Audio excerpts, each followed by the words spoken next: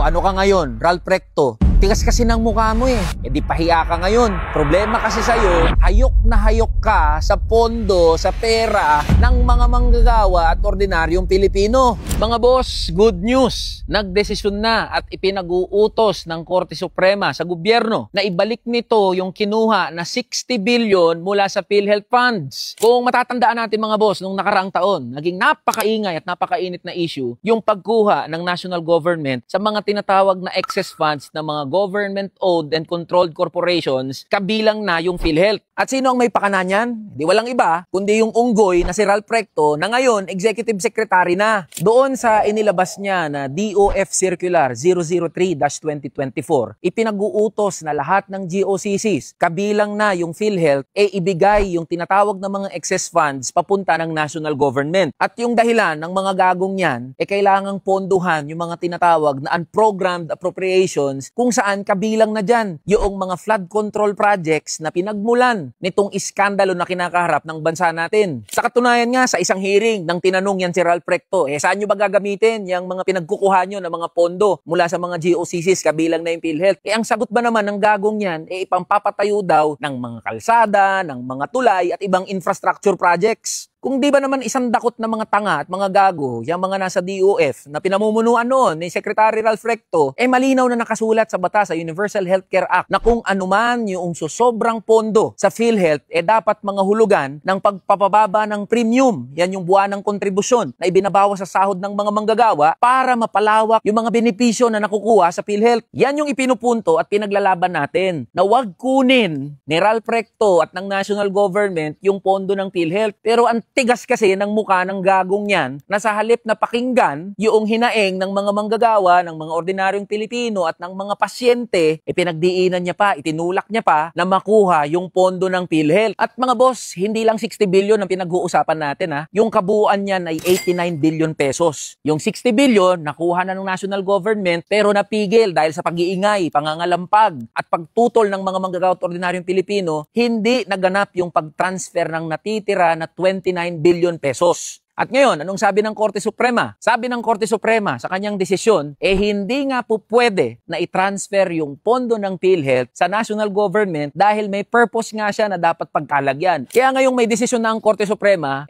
maganda yan na ibabalik yung pondo na kinuha ng national government mula sa PhilHealth. Pero wag nating kakalimutan mga boss na ang arkitekto, yung utak sa likod ng paglipat ng pondong to ay si Ralph Recto. At malinaw na illegal ang ginawa ni Executive Secretary Ralph Recto sa basbas na rin ni Pangulong Bongbong Marcos. O ano ka ngayon, Ralph Recto? Tigas kasi ng mukha mo Pinagpipilitan mo pa na kunin yung pondo ng PhilHealth na galing sa mga kinakaltas, sa sahod ng mga manggagawa, kontribusyon ng mga ordinaryong Pilipino. Di pahiya ka ngayon. Problema kasi sa'yo, hayok na hayok ka sa pondo, sa pera ng mga manggagawa at ordinaryong Pilipino. Para naman sa PhilHealth, wag niyong gawing bangko. Yung PhilHealth, tiyakin nyo na yung kontribusyon ng mga manggagawa at ordinaryong Pilipino mapupunta sa dapat niyang pagkapuntahan. Dapat kasuhan itong si Ralph Recto at yung mga kasama niya na arkitekto ng paglipat ng pondo ng mga GOCCs papunta sa national government. Malinaw na sinasabi ng Korte Suprema, illegal yan at hindi po pwede yan. Kaya itong nangyari na to mga boss ay patunay lang na may nangyayari kapag tayo ay nag-ingay, nangalampag at kumilos. Panalo natin to mga boss.